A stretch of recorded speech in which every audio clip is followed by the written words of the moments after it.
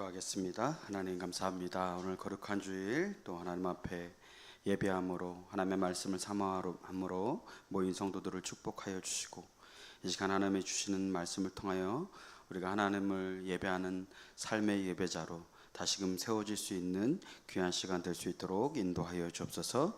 감사드렸고 예수 그리스도의 이름으로 기도드렸습니다. 아멘. 일주일밖에 안 지났는데 참 오랜만에 뵙는 것 같습니다.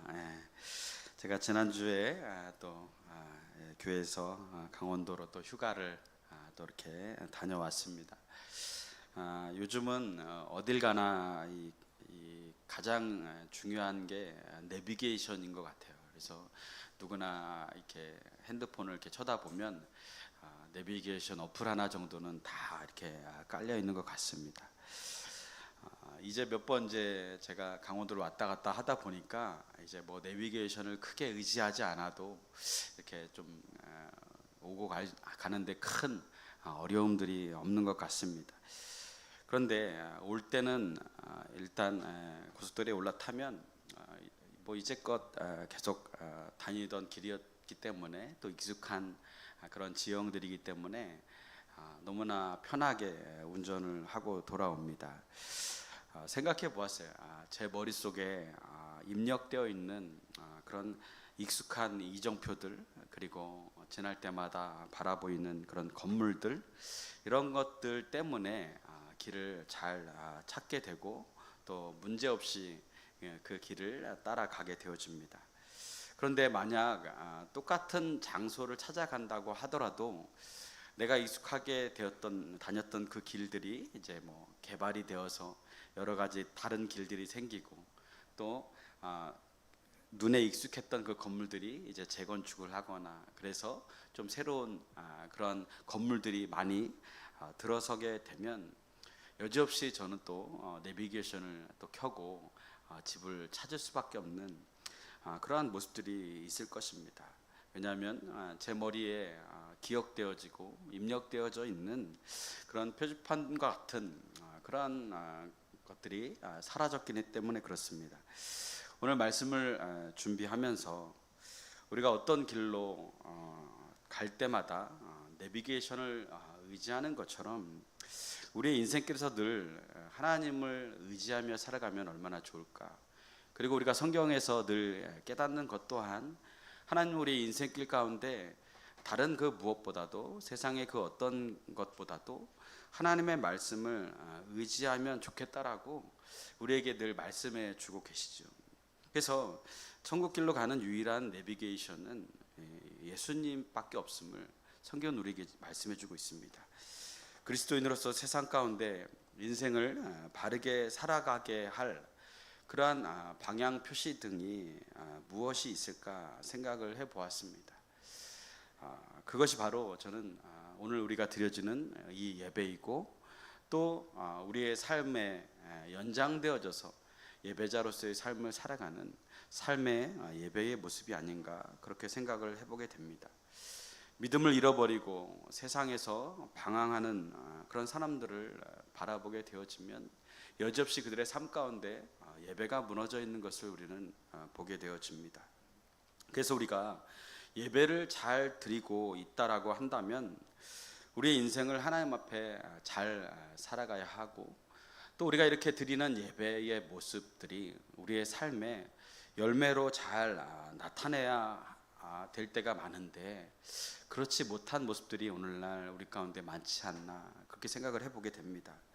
오히려 한국교회는 끊임없이 세상으로부터 지탄을 받게 되고 또 교회는 한국의 많은 그러한 국민들로부터 근심이 되어지고 걱정이 되어지는 일들을 우리는 수없이 많이 바라보게 됩니다.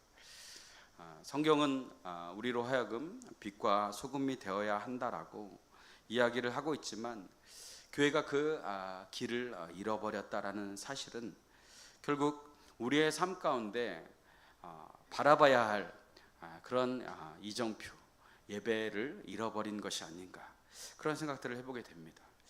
우리는 예배를 통해 말씀을 배우고 또 기도를 통해 인생을 살아왔는데 과연 우리 인생 가운데 무엇이 잘못되었던 것일까?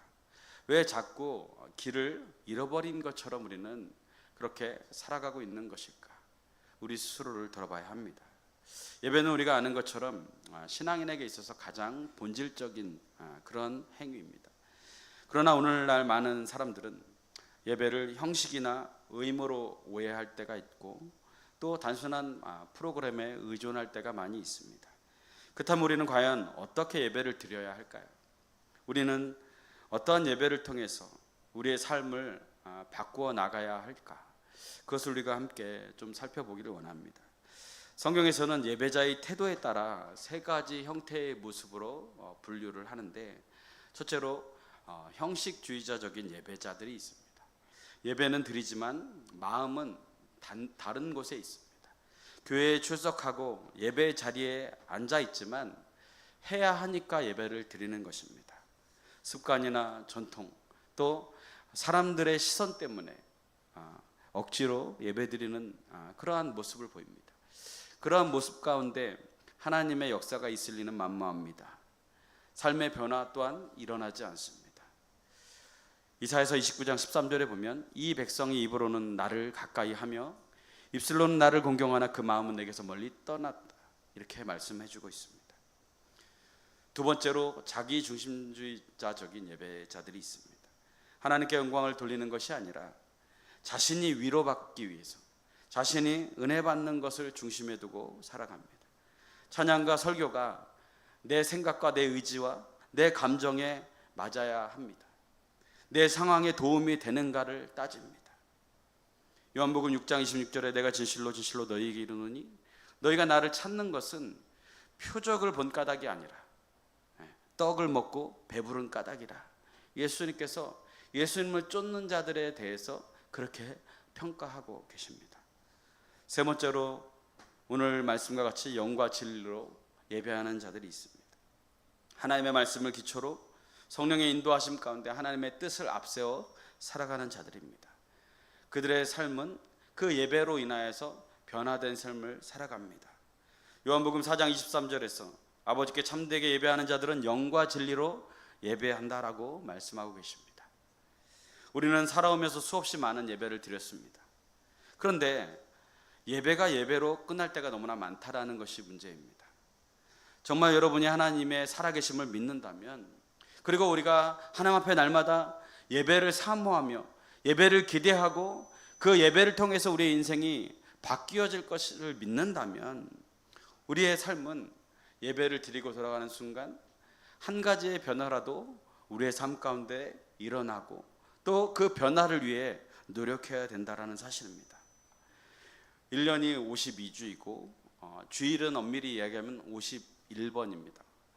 그런데 이 50여 번의 예배를 드린다고 가정했을 때 우리가 매일 한 가지씩만 우리의 삶 가운데 변화가 일어난다고 한다면 1년이면 50가지의 변화된 삶이 우리 가운데 열매로 맺혀져야 하는데 참 그것이 쉽지 않습니다. 50번의 예배를 드려도 여전히 똑같이 단 한 가지의 변화도 일어나지 않는 그러한 모습으로 여전히 하나님 앞에 예배를 드릴 때가 우리의 삶 가운데 참 많이 있습니다. 사마리아 땅 수가성에 한 여인이 살았습니다. 그 여인은 결혼을 5번 했는데 5번 다 실패했고 지금도 어떤 한 사람과 어떤 한 남자와 동거하며 살아가고 있습니다. 그래서 이제는 내가 또 다른 남자와 이렇게 살고 있다라고 다른 사람들에게 드러내놓고 이야기하기가 너무나 부끄럽습니다. 2000년 전에 유대인들이나 사마리아 사람들은 율법주의에 젖어 있었습니다.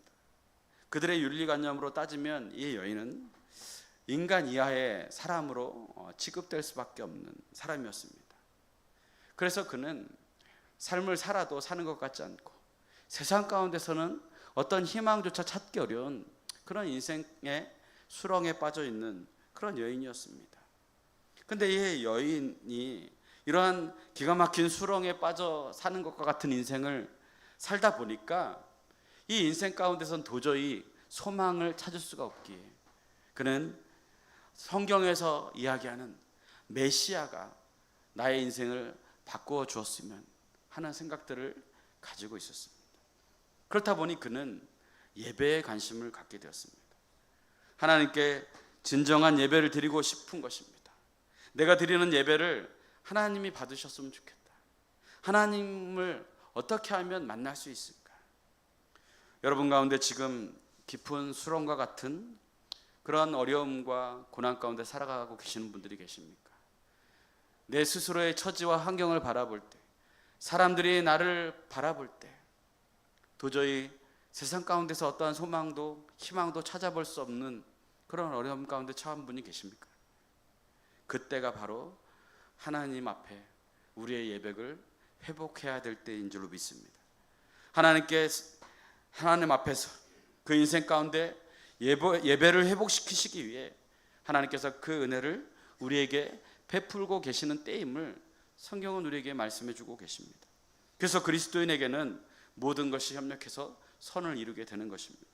고난 가운데 있더라도 우리는 예배의 끈을 놓지 않는 그러한 소망 가운데 살아가야 될 줄로 믿습니다. 예배를 늘 사모할 때 하나님은 그 예배를 사모하는 자들을 찾아가 주시고 만나 주시고 그 인생 가운데 어떠한 길이 바른 길인가 우리에게 알려주십니다. 이 기막힌 수렁에 빠진 여인이 어느 날 예수님을 만났습니다. 그 여인은 당시에는 예수님을 볼 때에 유대인 남자이구나, 메시아라는 사실을 알지 못하고 그와 대화를 나누었습니다. 그리고 나중에야 이분이 메시아임을 깨달았습니다. 그래서 그동안 마음에 품고 있던 간절한 질문을 예수님께 던집니다. 우리 20절 말씀을 함께 읽겠습니다. 시작. 우리 조상들은 이 산에서 예배하였는데 당신들의 말은 예배할 곳이 예루살렘에 있다 하더이다. 솔로몬이 죽고 난 이후에 그 아들이 르호보암이죠.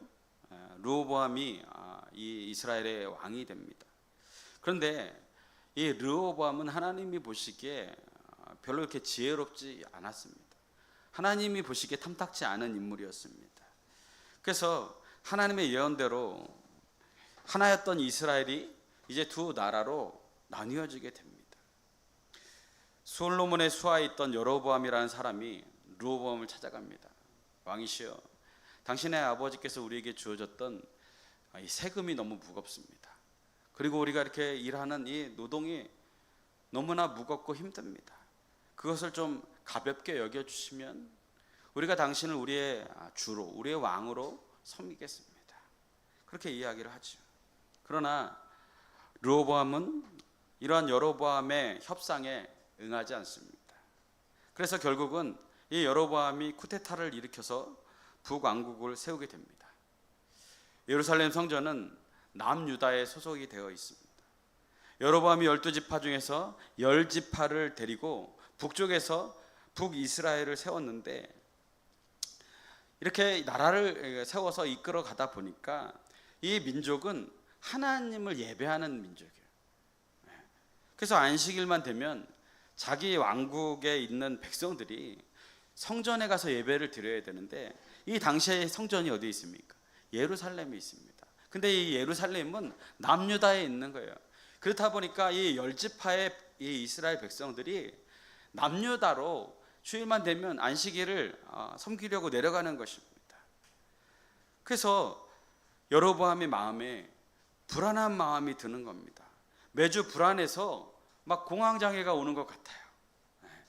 저렇게 매주 예루살렘에 가서 이렇게 내 백성들이 예배를 드린다고 왔다 갔다 하다가 이제 하나님을 예배해야 되는데 그냥 이곳에서 그냥 좀 힘들고 불편하더라도 살아야지, 그렇게 주저앉을까봐 이 여로보암의 마음이 불편한 것이죠.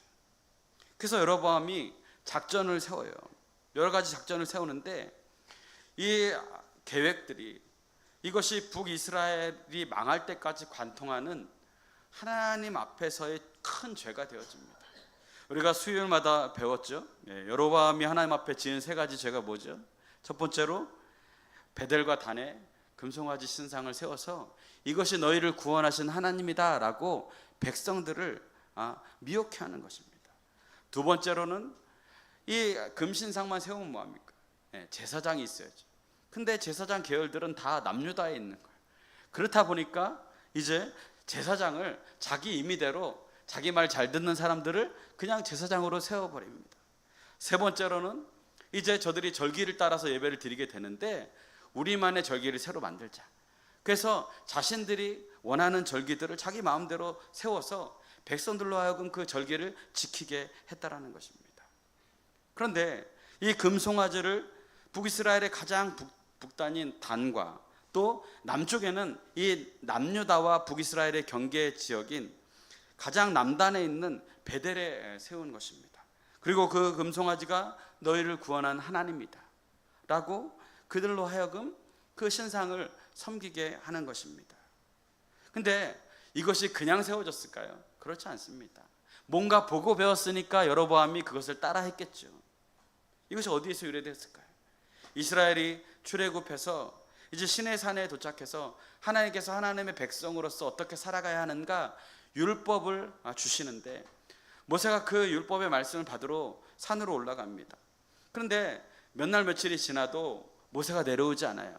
이스라엘 백성들이 불안한 겁니다. 그래서 아론에게 요청을 하는 겁니다. 이 모세가 내려오지 않는데 어떻게 된 거 아닙니까? 우리 이제 어떻게 살아야 됩니까? 우리를 인도했던 하나님은 어떻게 되는 겁니까? 자꾸 그렇게 이야기를 하면서 아론에게 우리를 위해서 하나님을 좀 믿을 수 있는, 신뢰할 수 있는 하나님을 좀 만들어 달라고 요구를 하는 겁니다. 그래서 그때 너희들이 가지고 있는 금붙이 다 가지고 와라. 그러면서 그 금을 녹여서 금송아지를 만들어서 이분이 우리를 애굽에서 구원하신 하나님이다 라고 하면서 내일 이분을 위해서 우리가 절기를 공포하자 라고 아론이 이야기를 하는 거예요. 사람을 두려워해서 하나님 앞에 죄를 짓는 그러한 모습은 오늘 여로보암이 똑같이 짓는 죄였다라는 사실입니다. 항상 인간은 하나님을 믿는다고 하면서도 이 하나님을 믿으면 성공하고 풍요롭게 될 것이다, 이러한 방식으로 하나님을 믿어야 된다라고 하면서 옳고 그름을 떠나서 그것을 나의 우상으로 받아들이며 살아갈 때가 얼마나 많이 있는지 모릅니다. 그러니까 황금송아지를 만들어 놓고 이것이 하나님이라고 하는 말은 너 하나님 믿으면 너희 집도 이렇게 황금으로 도배한 것처럼 풍성해질 수 있어, 이렇게 믿어야 돼 라고 하는 거예요.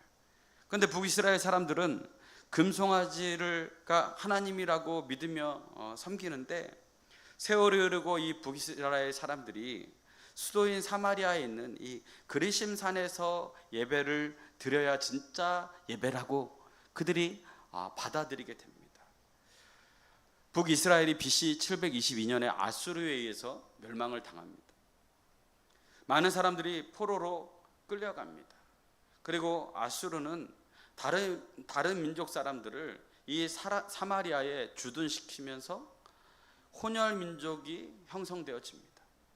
사마리아 사람들은 자신들도 여전히 아브라함의 자손이고 모세의 율법을 따라 살아가고 있기 때문에 자신들도 하나님의 백성이다라고 주장을 합니다. 그러나 당시의 유대인들은 너희는 순수한 이스라엘 민족이 아니다 라고 하면서 그들로 하여금 이제 성전의 출입을 제한시켜 버립니다. 결국 사마리아인들은 예루살렘 대신 독자적인 예배 장소를 마련해야 했습니다.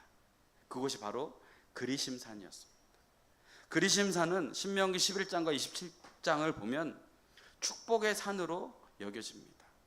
그래서 이후에 사마리아인들은 그 그리심산이야말로 진정한 예배 처소다라고 주장을 하며 오히려 예루살렘에서 예배드리는 것은 가짜라고 이렇게 백성들을 가르쳐 왔던 것입니다.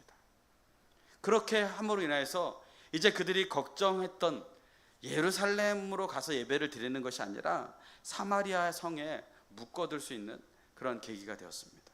그리고 남유다 사람들은 예루살렘에서 예배를 드리면서 이 예루살렘 성전은 하나님의 명령으로 솔로몬을 통해서 지어졌기 때문에 여전히 하나님을 예배하는 초소는 이 예루살렘이라고 예루살렘 성전이라고 주장하는 것입니다. 그래서 그리심산은 가짜다 라고 서로 우기면서 다툼을 일으키는 것이죠. 그런데 오늘 사마리아 여인이 이곳에서 예배를 드리면서 자신에게 늘 궁금했던 이 문제들을 해결함 받고 싶었던 거예요. 우리가 다 한민족인 것 같은데, 그런데 우리는 여기가 성전이라고, 또 저들은 저곳이 성전이라고 주장하고 있는데 예수님께 여쭤보는 겁니다. 그래서 예수님께서 그 질문에 대해서 답을 주십니다.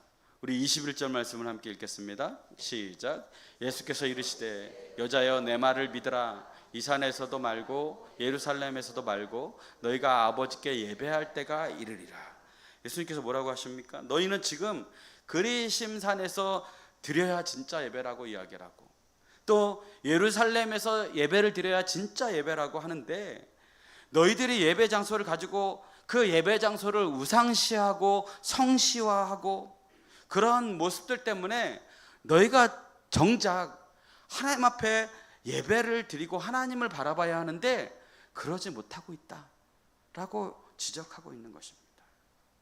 하나님 아버지 위에 절대시하는 것은 바른 예배의 모습이 아님을 예수님께서 가르쳐주고 계시는 것입니다. 그리심산이 진짜라고 주장하든 예루살렘이 진짜라고 주장하든 그것은 진정한 예배가 아니고, 가장 중요한 것은 지금 이 예배를 우리가 아버지께 드리고 있느냐, 이것이 가장 중요하다는 사실입니다. 22절 말씀을 함께 읽겠습니다. 시작. 너희는 알지 못하는 것을 예배하고 우리는 아는 것을 예배하노니 이는 구원이 유대인에게서 남이라. 여로보암이 나라를 분열케 하고 금송아지를 하나님이라고 그렇게 여기게 했는데, 시간이 흐르고 이제 그리심산에서 드리는 예배가 진짜라고 하면서 사람들이 구약 성경인 모세오경만 하나님의 말씀으로 받아들이고 나머지 성경을 버리게 됩니다. 그래서 사마리아에 있는 북이스라엘의 사람들은 성경을요 모세오경만 인정합니다. 창출레민신 이 5가지 성경만 인정을 해요. 왜 그랬을까요? 선지서들을 보면요, 메시아는 다윗의 후손으로 온다라고 기록되어 있습니다. 그런데 이 여로보암이 보니까 자신은 다윗의 혈통이 아니거든요. 그렇다 보니까 자신이 그 성경대로 한다면 예언서에 예언되어 있는 다윗의 혈통이 아닌 것이 백성들에게 알려지게 되면 자신이 주장하는 족보는 가짜라는 것이 드러나는 거예요. 그래서 자신의 가짜라는 정체성이 드러날까 봐 이 모세오경 이외에 뒤에 나오는 선지서들은 다 통편집시켜 버립니다. 그리고 창세기에서부터 시작해서 이제 요단강에 들어갈 때까지, 가나안 성에 들어갈 때까지의 성경만을 성경으로 인정을 하고 그것을 가르쳤다라는 것입니다. 그래서 사마리아 사람들은 그 뒤에 다른 성경이 있는지 하나님의 말씀도 잘 모르고 이제껏 예배를 드려온 거예요. 그러니까 이 말씀에서 이야기하는 것처럼 너희는 알지 못하는 것을 예배하고 있다 라고 예수님께서 가르쳐주고 계시는 것이죠. 내가 하나님의 말씀을 알지 못하고 예배하러 온 것이면 하나님이 누구인지 모르고 지금 너희가 예배하고 있는 것이다 라고 이야기하는 것입니다. 하나님 말씀에 의하면 메시아는 유다 지파 다윗의 계보를 통해서 오는 것이라고 예수님이 가르쳐주고 계시는 것이죠. 우리 23절과 24절 말씀 함께 읽겠습니다. 시작. 아버지께 참되게 예배하는 자들은 영과 진리로 예배할 때가 오나니 곧 이때라. 아버지께서는 자기에게 이렇게 예배하는 자들을 찾으시느니라. 하나님은 영이시니 예배하는 자가 영과 진리로 예배할지니라.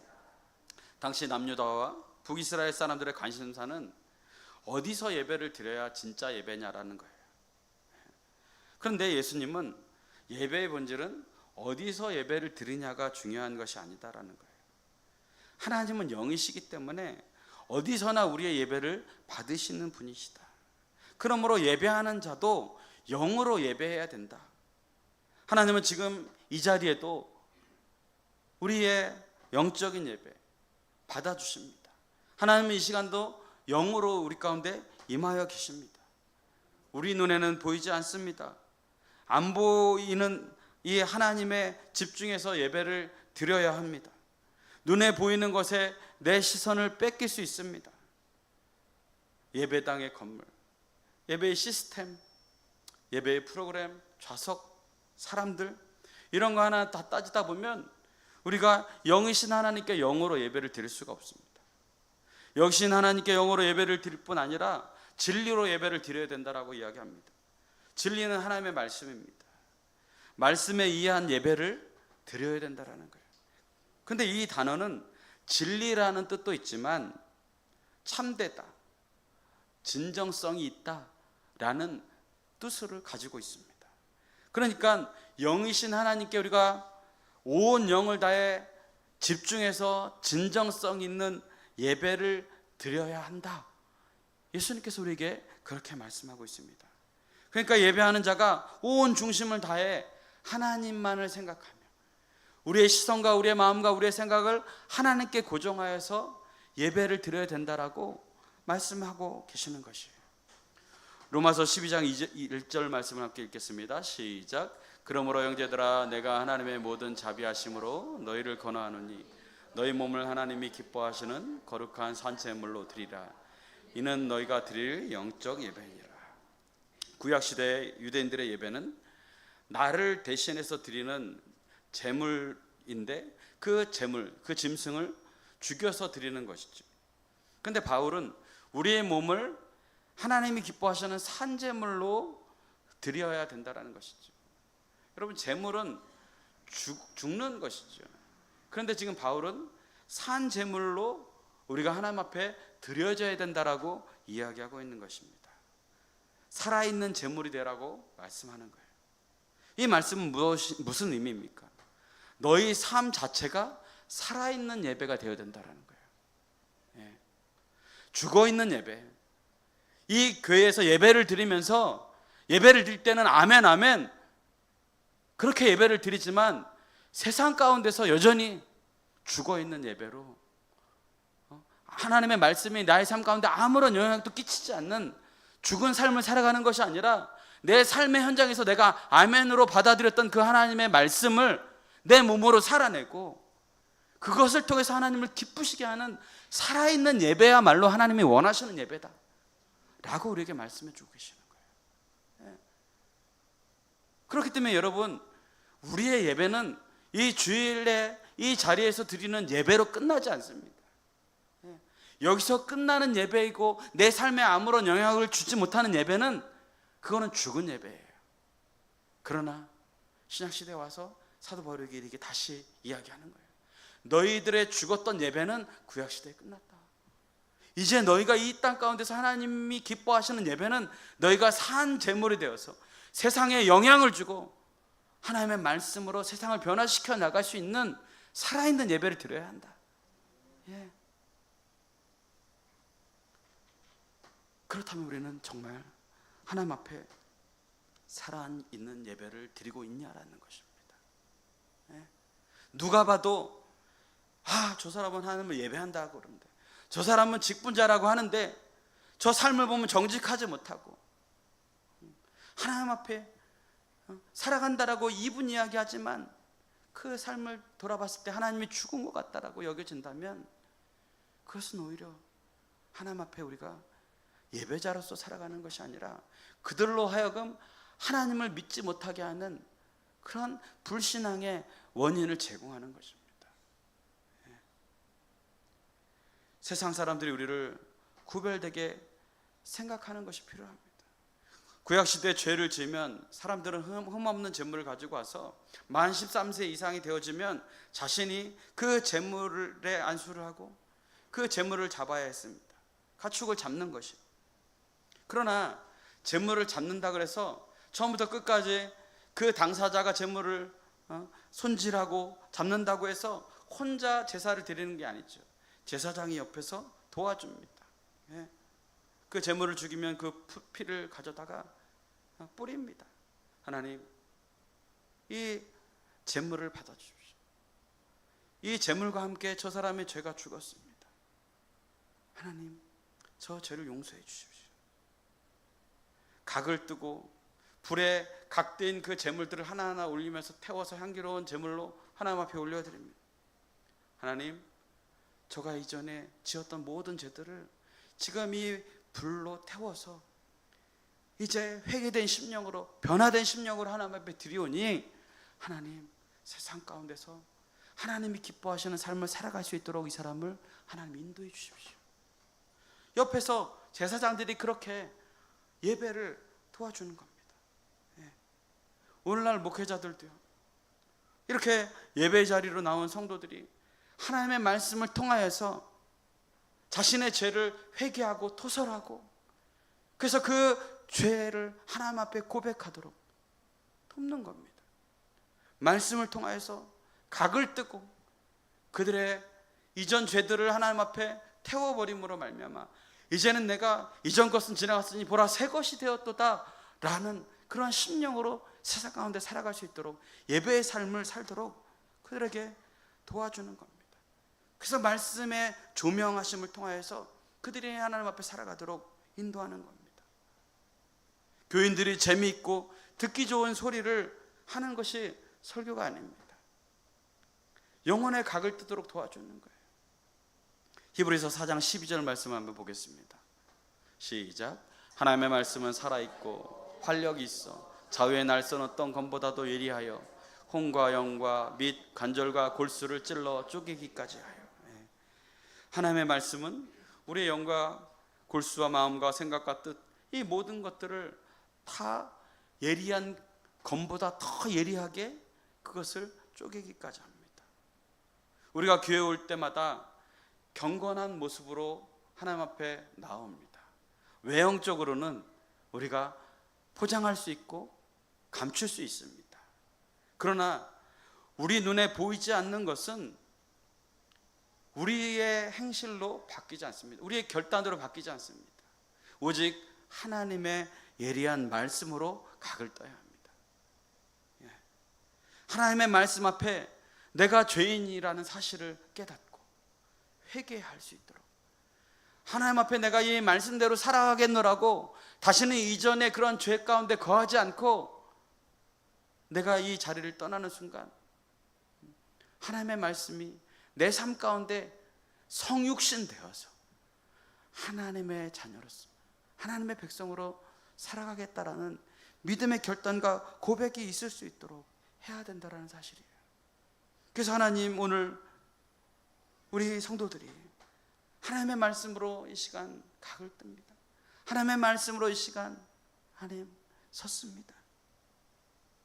예수 그리스도와 함께 십자가에 죽었습니다. 이렇게 하나님의 말씀을 통하여서 우리 성도들이 하나님의 말씀을 따라 살아갈 수 있도록 하나님께서 목회자들을 세우신 것입니다. 그럼 우리 성도들은 주일에 영혼의 각을 뜨도록 목회자를 너무 세상적으로 바쁘게 돌리시면 안 돼요. 하나님의 말씀을 통해서 정말 이 주일에 성도들이 와서 한 사람 한 사람 말씀을 통해서 변화된 심령으로 예배자의 삶을 살아갈 수 있도록 준비하도록 여러분들도 저를 도와주셔야 합니다. 그럴 때 여러분이 세상 가운데 영적으로 바른 길로 갈 수 있는 그러한 이정표들을 이 주일에 만들어가고 발견하게 되고 그 길을 따라 살아가게 되어지는 것이에요. 사무엘상 2장에요 제사장 엘리의 두 아들이 나오죠. 홈리와 비느하스가 나옵니다. 그들은 당시 제사장이었습니다. 그들은 지속적으로 예배를 드렸습니다. 왜요? 당연히 제사장이니까 예배를 집례할 수밖에 없죠. 그런데 문제는 뭐냐면 하나님을 두려워하지 않고 예배를 드렸어요. 어떻게 해요? 하나님 앞에 정말 흠없는 재물을 가지고 하나님 앞에 예배하러 나온 그 사람들의 드려지는 고기를, 좋은 부위를 강제로 뺏어서 그것을 자신들이 취해서 먹는 거예요. 그리고 성막에서 여인들과 음란한 행위를 지속했습니다. 예배를 자신의 이익과 욕망의 수단으로 삼았기 때문에 하나님은 결국 그 두 사람을 죽이기로 작정하시고 전장에서 언약궤를 빼앗기는 동시에 그 아들이 죽게 되어집니다. 교회 안에서 수없이 많은 예배를 드렸을 것입니다. 수없이 많은 대표 기도를 했을 것입니다. 수없이 많은 봉사들도 했을 것입니다. 그런데 그 예배가 그들의 삶에 아무런 변화를 주지 않았습니다. 그 모습은 참담한 결과를 낳았습니다. 그들은 모태신앙이었을 거예요. 왜냐하면 그 당시에는 그 계열이 다 가문에 따라서 제사장을 이어왔기 때문에 모태신앙으로 어른이 되어서 제사장이 될 때까지 그들은 늘 예배 가운데 살았습니다.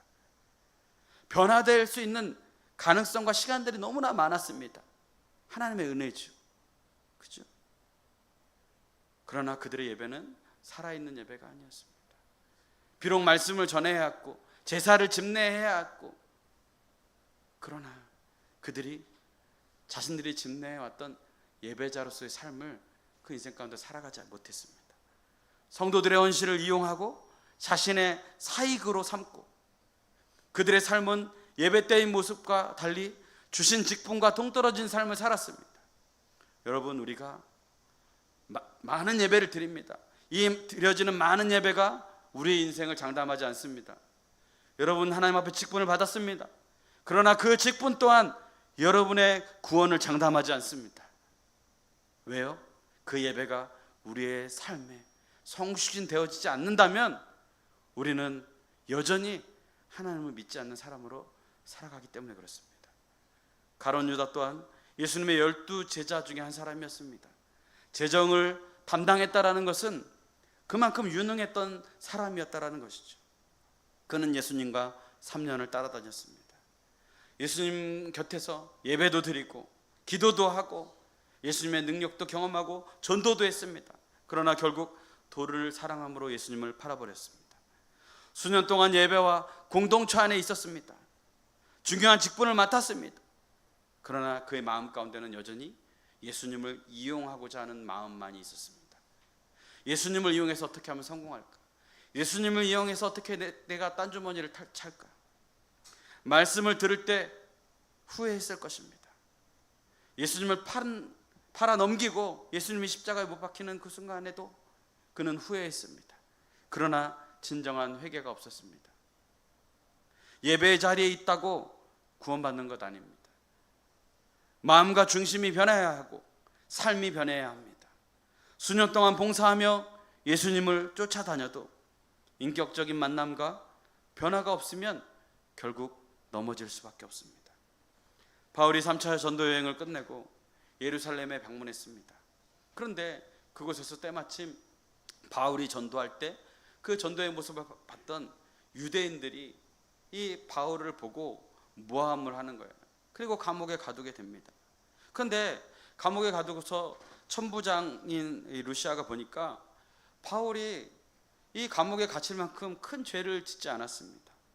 그런데 그 대제사장들을 비롯해서 종교 지도자들이 자신들이 바울을 죽이기 전까지는 우리가 먹지도 마시지도 않겠다고 하면서 동맹을 맺는 거예요. 그런 사람들이 40명이나 되는 거예요. 그래서 이러다간 바울이 죽겠다, 로마인인 이 바울이 죽겠다. 그래서 한밤중에 이 천부장인 루시아가 군대를 동원해서 이 바울을 호위해서 가이사랴에 있는 총독 벨릭스에게로 인계하게 됩니다. 그때 대제사장 무리가 바울을 모함하려고 다시 이 총독 앞에 나오는 거예요. 재판을 청구하는 겁니다. 벨릭스도 보니까 바울이 무죄해요. 죄가 없어요. 그런데 이렇게 놓아주면 저들이 가만둘 것 같지 않습니다. 그래서 자신이 가진 그 권세를 가지고 바울을 2년 동안 감옥에 가둬둡니다. 그 사이에 이제 총독이 벨릭스에서 베스도로 바뀌게 됩니다.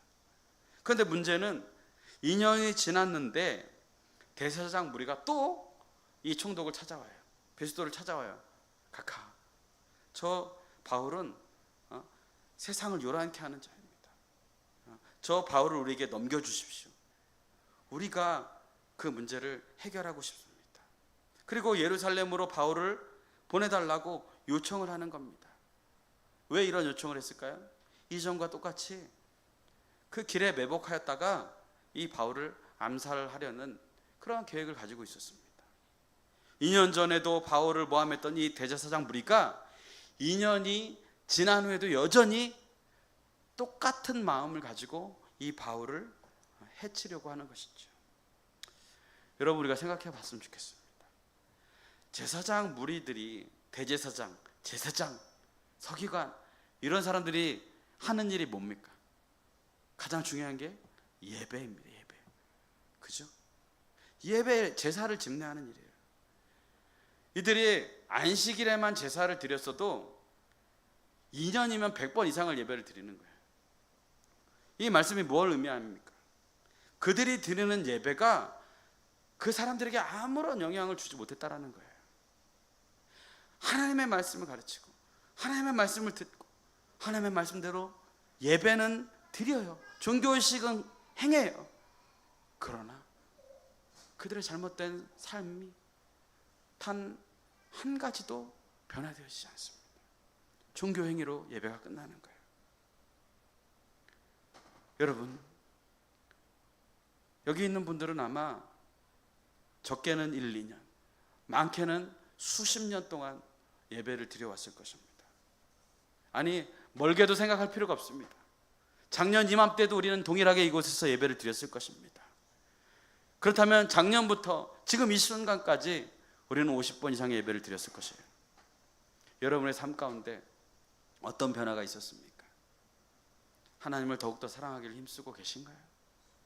가족 안에서, 여러분의 일터 가운데서, 여러분의 삶 속에서 정말 하나님을 기쁘시게 하는 삶으로 변화되어지는 모습이 있습니까?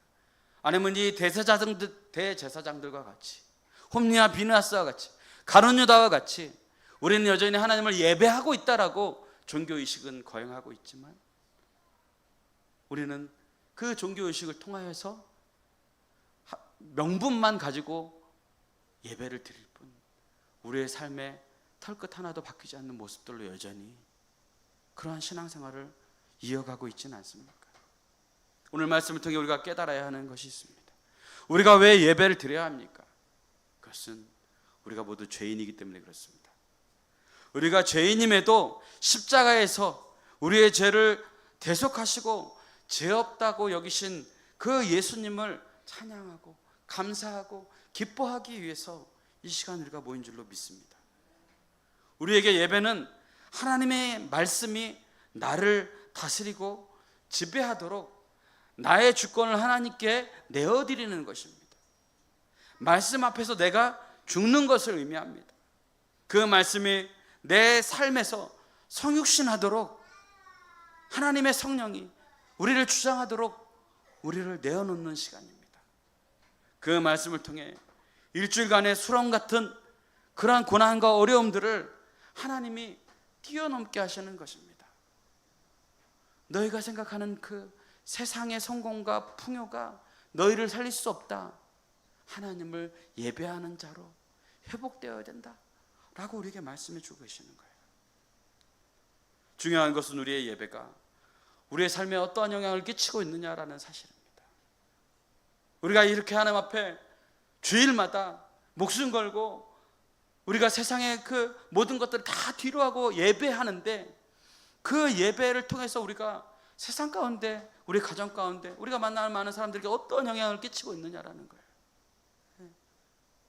하나님을 예배하지만 여전히 하나님을 이용해서 다른 사람들을 힘들게 하고 하나님의 교회에 덕스럽지 않은 일들을 행하게 하고 그런다면 과연 그 예배가 살아있는 예배라고 우리가 이해할 수 있을까요? 예배당에서 시작된 예배가 삶의 현장에서 걸어다니는 거룩한 산제물이 되도록 하나님은 이 시간 우리를 불러주셨습니다. 그때 여러분의 삶을 통해 세상이 새로워질 것을 하나님은 기대하고 계시고 그것이 내가 너희를 향한 비전이다라고 하나님 우리에게 말씀해 주고 계시는 거예요. 그러므로 예배는 하나님의 비전이며 그 예배는 하나님이 우리에게 거시는 소망이고 그 예배는 우리를 살리는 그런 동력이 되어지는 것입니다. 하나님은 오늘날도 이렇게 영과 진리로 예배하는 자들을 찾으십니다. 그럼 우리의 삶 가운데 어떠한 예배가 회복되어져야 할까요? 첫째로 이원론적인 신앙 태도, 이 태도를 극복하기 원하십니다. 많은 신자들이 예배는 거룩한 영역으로 치부합니다. 일상은 그런데 세속적인 영역으로 분리하며 살아갑니다. 예배는 예배고 현실은 현실이지, 이러한 삶을 살아. 주일에는 경건하게 예배하지만 평일에는 세상의 가치관을 가지고 세상 사람들의 방식대로 살아갑니다. 세상 사람들이 기뻐하는 것에 맞추어서 살아갑니다. 그러나 우리는 삶 전체가 예배라는 성경적인 관점을 회복해야 합니다. 거룩한 산 제물로서 직장과 가정과 학교에서 태도와 행동도 삶의 예배의 연장선임을 깨달아야 되는 거예요. 두 번째로 형식주의와 외식주의를 극복해야 합니다. 예배가 형식과 의식 중심이 되면 예배당에서 거룩해 보이지만 삶에서는 위선적인 신앙이 될 수 있습니다. 삶에서는 그레심산을 주장하고 삶에서는 예루살렘 성전을 주장하는 그러한 행태만 남아있을 뿐 하나님 앞에 영과 진리로 예배드리는 예배의 모습이 사라지게 된다는 사실이에요. 그래서 예배 출석만으로 신앙을 평가하는 경향성이 이러한 것에서 나타나는 것입니다. 하나님은 외형이 아닌 중심을 보십니다. 우리 사무엘상 16장 7절을 보겠습니다. 시작. 사람은 외모를 보거니와 나 여호와는 중심을 보느니라 하시더라. 그렇습니다. 사람은 외형적인 것에 신경 씁니다. 사람들에게 어떻게 보여질까 신경 씁니다. 하나님은 그렇지 않습니다. 너희의 외형은 중요하지 않다. 너희 삶 속에서 예배자로서 살아가려는 그 중심이 중요하다. 비록 예배자로 살아가려고 하는데 내 믿음이 연약해서 넘어질지라도 하나님 앞에 예배의 동기로 살아가는 너희의 그 예배의 태도를 계속해서 이루어 가야 된다 라고 우리에게 말씀해 주고 계시는 거예요. 예배의 태도뿐만 아니라 삶의 동기가 진실함이 회복되어야 될 때 우리는 진정한 예배자의 삶을 살아가게 되는 줄로 믿습니다. 세 번째로 세속적 가치관과 자기 중심성을 극복해야 합니다. 현대 문화는 쾌락과 성공과 물질 중심입니다. 그로 인해서 하나님보다 자기를 더 사랑하는 자기 숭배적인 예배를 드리는 사람이 이 땅 가운데 얼마나 많은지 모릅니다. 예배조차도 하나님의 말씀이 나의 심령을 일깨우고 정말 나의 죄를 지적하고 그것을 하나님께서 이야기할 때 그것을 은혜로 받아들이는 것이 아니라 하나님의 말씀이 얼마나 내게 감동을 주는가, 하나님의 말씀이 나를 얼마나 위로하고 하나님이 나를 얼마나 인정하는가, 그것에 더 관심이 많습니다. 여러분, 예배는 내가 중심이 아니라 하나님이 중심이 되는 거예요. 예배는 나의 만족이 아니라 하나님을 만족해 해드리기 위한 헌신과 경배의 모습이 예배인 거예요. 요한복음 3장 30절 한번 읽어보겠습니다. 시작. 그는 흥하여야 하겠고 나는 쇠하여야 하리라 하니라. 네. 여러분, 우리의 예배는요 내가 흥해지는 것이 아닙니다. 하나님이 흥해지는 것이에요. 그리고 하나님이 흥해지기 위해서 내가 쇠해져야 하는 것을 택하는 것이 예배입니다. 그래야 할 때 하나님께서 우리의 인생을 흥하게 만드시는 거예요. 이 세례요한의 고백처럼 자기를 낮추고 하나님을 높이는 마음이 우리의 삶 가운데 필요한 것입니다. 마지막으로 분주한 삶과 영적 무감각함을 극복해야 합니다. 오늘날 사람들은 바쁩니다. 예. 여러분 주변의 모든 사람들은 다 바쁠 것이에요. 바쁜 일정과 디지털 중독 속에서 기도와 말씀 묵상의 시간이 줄어들고 예배에 무감각해지고 기계화되어집니다. 하나님 앞에 예배 드리는 이 시간조차도 아깝게 여겨요. 그냥 뭐 인터넷으로 예배 드리면 되지, 인터넷으로 말씀 들으면 되지 라는 사고들이 팽배해 있습니다. 하루 종일 일정 시간을 정해서 하나님 앞에 멈추는 습관을 가져야 합니다. 하나님 앞에 멈춰서 내가 지금 하나님 앞에 어떠한 예배자로 살아가고 있는가, 하나님이 기뻐하시는 삶을 살아가고 있는가 돌아봐야 합니다. 시편 46편 10절을 보겠습니다. 시작. 이르시기를 너희는 가만히 있어 내가 하나님 됨을 알지어다. 우리의 삶 가운데 멈춤의 시간이 필요합니다. 멈춤의 시간들을 통해서 하나님됨을 내가 인정하고 있는가, 그것을 우리는 매 순간 점검해야 합니다. 그리할 때 우리가 영과 진리의 예배로 하나님 앞에 나아갈 수 있는 것이에요. 오늘날 우리는 예배를 예배답게, 삶을 예배로 바꾸는 회복의 여정 가운데 서 있습니다.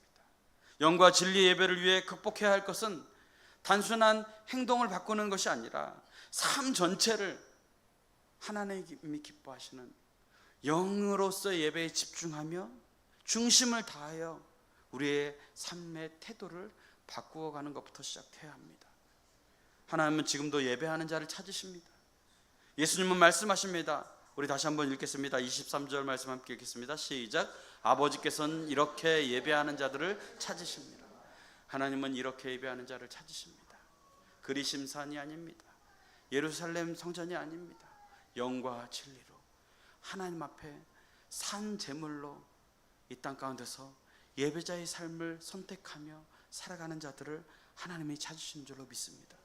하나님 오늘도 예배당이 아니라 예배자를 찾고 계십니다. 그 예배자는 장소가 아닌 본질, 형식이 아닌 관계, 주일이 아닌 삶 전체로 하나님을 영화롭게 하는 예배입니다. 우리는 어떠한 예배를 드리고 있습니까? 그리심산과 예루살렘 성전 사이에서 방황하고 있지 않습니까? 이제는 산을 넘어 영과 진리로 삶 전체로 하나님을 예배하는 산 제물로서의 예배자의 삶을 살아가는 저와 여러분들이 되어주시기를 주님의 이름으로 축복합니다. 함께 기도하겠습니다. 하나님, 오늘 사마리아 여인이 가지고 있던 이 예배의 삶의 그런 아버지 궁금함이 우리 삶의 그러한 궁금함이 아닌지 돌아보게 됩니다. 우리는 그동안 그리심산과 같은 그러한 형식적인 것에 우리의 예배의 마음을 두었습니다.